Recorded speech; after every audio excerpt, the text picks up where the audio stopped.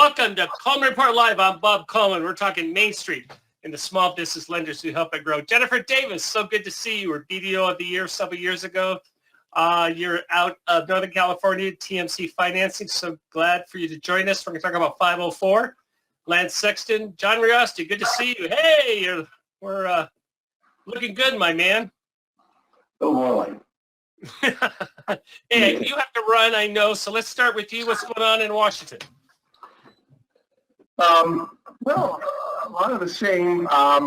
This has been, last week was the major week for bank earnings. Most banks, publicly traded banks, have now released their earnings. And among other things, I was watching for the banks that are active in SBA. And one in particular released its earnings, it was Friday. Bay First, they're in Tampa, Florida, and they have become a major 7A lender in the small dollar space. People are maybe familiar with their Bolt product, loans of $150,000 and less. And they mentioned that in the calendar year, they introduced the program.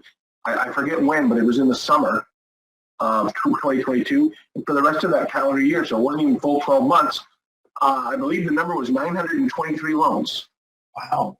And I forget I'm sorry, I forget the dollar volume, and obviously since these are small loans, it wasn't an off-the-charts dollar volume, but I thought that was very noteworthy, and it certainly is information that sort of can be put into the mix of the small dollar SBA loan debate that's been going on now, or the issue. I don't know if I should call it a debate, but the issue and the SBA's plans and the industry's response to those plans, what has been happening the last few months. Yeah. John, how does their ROI look on those portfolio of smaller loans versus their larger loan portfolio with respect to SBA? Do you have an idea on that? They didn't break that out. I'm sorry. Do you have a gut feel? Is it same? Yeah. I have a gut feel right now that these, that it's not necessarily off the charts, but that my feel is that, and I guess it's the same for all loans, as long as they can make these loans safely and productively, and the loans stay performing, they're making money. And more importantly, I think it's a strategic play as much or more so than a financial play, because the hope, every time I've talked to a bank that does this, and Lance, you can probably, and Jennifer too, attest to this, the hope is not that these people stay where they are and continue looking for small loans and doing small amounts of business, but they develop into far more important and valuable customers for the institution. Yeah. I think, Lance, what I really want to know is, does that increase in interest rate that SBA allows the lender to charge, does it offset higher loan losses, which will be in those smaller loans? Lance, what do you think? Well, it certainly helps having a higher interest rate. That's ABCs of lending.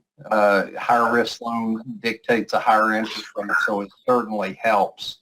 And it helps you asked about the return on investment. We used to run a return on equity model on every loan we did at a bank, and the smaller loans, typically, if you put a smaller loan at the same interest rate, the return was not great. But if you use the SBA allowable rate on those smaller loans, you can create a return on your investment in doing those. And if you can generate it with an electronic platform and not have a lot of people touching it, fewer people touching it, you can also help on that return as well. Very good, very good. John, what else are you working on? Anything else exciting for us? I'm afraid I'm coming out of this week of bank earnings, so it's been a lot of earnings work, and right now I'm working on a story sort of marking the passing of a very legendary banking figure, and I'll just mention his name out of respect. Ken Gunther, who was the former CEO for a long time of ICBA, he retired in 2004. Unfortunately, he passed away last week. So that's what I'm working on right now. But one thing I'll ask, and I do have to leave a little bit earlier, I apologize for that. But one thing I'll mention rather is that out of these reports, I noticed, and I'll try. Hopefully, I can talk a little bit more about this next week. There are a number of small banks that have decided to move into SBA. I don't think to move in for the first time, but to move in a significant way as a line of business, and as in some cases as a national line of business. And these are relatively small community banks that for most of their other operations they sort of stick geographically closer to their headquarters, but they're definitely attracted to SBA. So it seems like while the number of overall SBA lenders might be going down or stuck in neutral, the number that really consider this an important line of business is creeping upwards. Astute observation. Yeah. John, thank you so much, American Banker. Thank you so much for joining us. We appreciate it. We know you have to run, and we'll see you next week. Thanks, okay, thank you. See you, John. All right. Bye. Jennifer Davis, haven't talked to you in a while. It's so good to see you. What's going on in the 504 world? Oh, busy, that's for sure. It's definitely been an interesting time. So increase in interest rate, but seeing some increased activity in the refinance program, and just loving serving these businesses every day. How difficult is it to sell a fixed rate loan product in a rising rate environment? It's definitely getting a little bit easier, most definitely. Bob, that was a slow pitch softball pitch. That was it. That was It absolutely was. Thank you for that. Tell me about the typical deal you're doing these days. First of all, average dollar amount for 504, which tends to be larger. The venture size is covering around $1 million. Okay. Is kind of my average actually as of late has been a little bit lower than that. Just some of the refinance activity that we're seeing, some of these smaller businesses looking Let's start with refinance. Tell me about that. For those of you, just give us a SBA 504 refinance 101. Absolutely. How you're using that product. Go ahead. So we're targeting individuals that are right now most in variable rate 7As, and offering them a 25-year fixed rate option. Our rate currently priced at 6.31. Most of these individuals that we're seeing with the prime rate, anywhere from on the low end, 7.5 at prime plus 0, but very few of those out there. Most of them are in a variable rate of about 10.5% right now. And so, giving a business owner the opportunity to fix their occupancy costs, for the next 25 years is exceptionally attractive. How many of them are able to get cash out? Quite a few. In some cases, you have to have only had the loan for 6 months.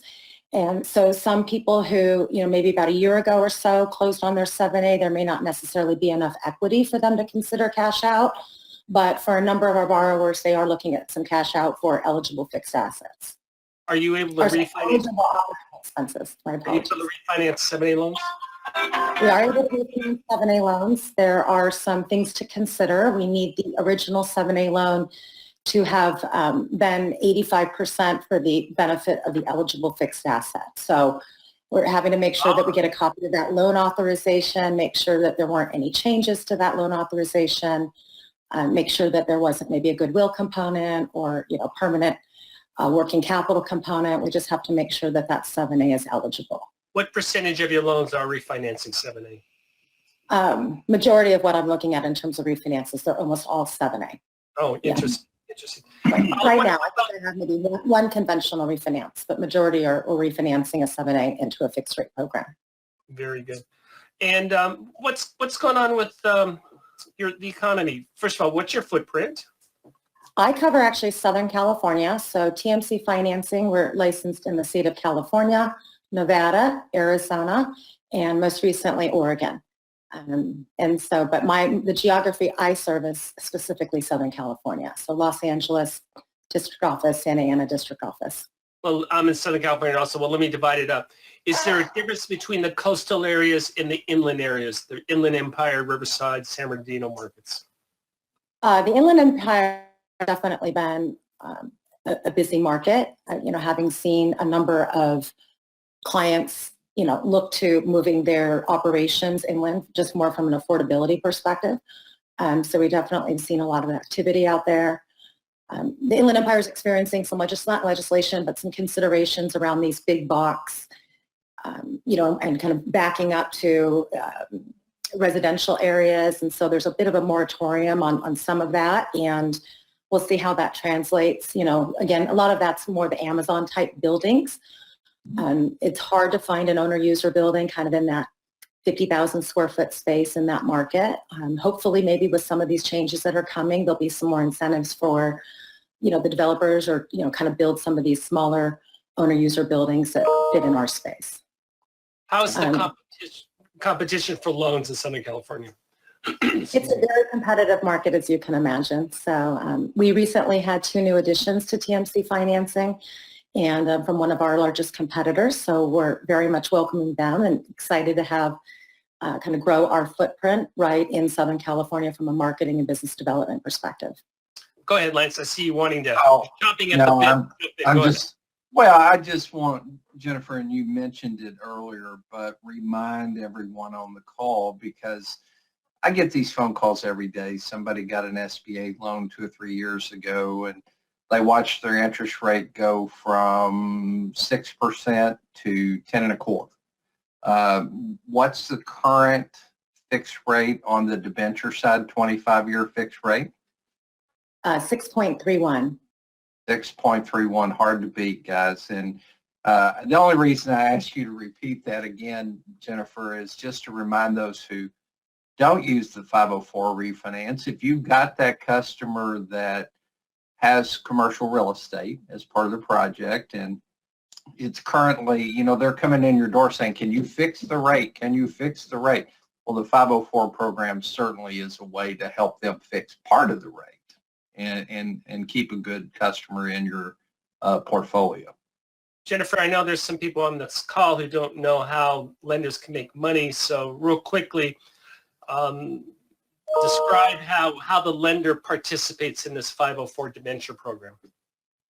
So the loan program is split into 2 parts. You have the first trust deed lender that will typically finance 50% of the project amount. And what's nice about that, and I'm anticipating as, the market, as banks kind of start to get a little more concerned around what's happening in the economy, this is a wonderful alternative for them. So instead of having to have an advance rate of, say, 75%, or in some cases we were seeing lenders advancing at 80% conventionally, they can take some of that risk off the table for themselves and be at a 50% loan to value. And then the government portion, we typically will go up to 40% of that purchase price or refinance amount. And so it's a nice way for the lender to mitigate the risk. I was going to say, and on the interest rate, what can the lender charge on that first portion? It varies significantly in the marketplace, just depending on the lender. So your A-tier lenders right now are pricing at about 200 basis points, 225 over the 10-year treasury. Your larger financial institutions will also offer a long-term fixed rate. So typically a 20-year fixed rate with a 25-year amortization. Some lenders are offering a 25-year fully amortizing first as well. So you could be at a blended rate in the low 6s. And again, that's your kind of larger financial institutions. On a regional basis, you're typically seeing, or for those credits that are a little bit more challenging, anywhere from, they're typically doing a 5-year fixed rate, pricing that in the 7 range, 7.5 range. So again, if you're in a blended rate, you're still looking kind of to be in the high 6s in that scenario. And again, fully, 20, in some cases, either 25 or 30-year amortization. So there's a lot of flexibility for the first trust deed lender in terms of how they price the loan. We can work with a multitude of lenders to find that right participating bank depending on the strength of the credit. Go ahead, Lance. Bob, I just wanted to mention, for a period of time was deputy director at the Little Rock Commercial Loan Servicing Center, and we took care of 504 liquidation projects. And in my time at SBA, which was during the Great Recession and right afterwards, from a first mortgage lender perspective, I only remember 2 projects out of the huge number that I looked at where the first mortgage lender took any loss at all during liquidation. So, I mean, Were they construction? well, no, they were standard 504 loans, but the deal is you've got a first mortgage and a 50% LTV. It is highly unlikely there's going to be a loss for a lender in that circumstance. The commercial real estate markets would have to collapse in a way Bob, Jennifer, and I have never seen. So it's a very, the first mortgage position on a 504 is what I consider a safe place to be as a commercial loan for a bank. And that's one. Go ahead, Lance. Oh, and the final thing, I always like to mention to the banks, the first mortgage side is a commercial loan. The debenture issue is an SBA loan. So there's some requirements for the first mortgage lender, but it's still a commercial loan with a 50% LTV. Jennifer, I want you to address Chris's issue both. What is the prepayment on the first position and then the prepayment also on the 504 position? The first trust deed, it varies depending on typically, half the term of the fixed rate. So if it's a 10-year fixed rate, it'll be a 5-year, declining prepay. In some cases, you may have defeasance or yield maintenance. So it really just varies depending upon that. That's a lender option. Lender gets SBA 504 is a 10-year prepay. So again, a 25-year fixed rate. There is a penalty to pay off in the first 10 years. It's calculated basically the amount of interest that the bond owner would have received times a premium. And so right now, like the year one, had we funded a loan this month, our year one penalty amount is about 4.9% in year one. And then it goes to about 4.4 and continues to decline from there. It declines every year. And it declines every year. And I see in this question, so, is there some pushback on a refinance? Not really, because the clients see the value, right, of that, fixing their occupancy costs. They see the value of, their interest rate not changing on them for the next 25 years. So I'm not seeing much pushback from a refinance perspective. On Friday, I was on the phone with a client and he was expressing some concern about the length of our prepay because he does feel that interest rates are going, eventually come back down. And so we had a nice discussion around, he was considering a variable rate on his first trust deed. And so my perspective is this is a nice hedge, right? If you're going to take a variable rate on your first trust deed, take the fixed rate, right, on that second trust deed, and then you have a hedge depending upon where interest rates are going. So, and so that was the one perspective that some clients are considering. They're taking a little bit more interest rate risk on the bank first trust deed from allowing it to be variable, for example. But then again, they can, have that certainty on the second trust deed. Lance, real quick, address the issue of should a lender refinance their own 7A loans with a 504 loan? Oh, absolutely. I mean, there are circumstances where it is a great move. When you have a good customer in your portfolio that's experienced the 100% increase in interest rates on a variable rate SBA loan that has a fixed asset component. You can go in, finance that with a 504 loan. You could even keep your part, your 50%, as Jennifer said. The 50% part can still be a variable rate loan, but it would fix the other half of the loan for the customer, lower their overall debt service requirement. And this, Jennifer made a great point, Bob. Small businesses are about cash flow, and interest rate is not always important as what is the monthly number for occupancy. How quick can I get the money? What's it going to cost? Yeah, Jennifer made that point. If they can predict my monthly payment is $7,452, then a small business can strategically plan and operate around that number. But for the past 12 months, their payment has changed multiple times and increasing. So There's a lot to like about 504 refinance for an institution. When you have a good customer walk in the door and ask the question, can you fix the rate on this loan? It's killing me.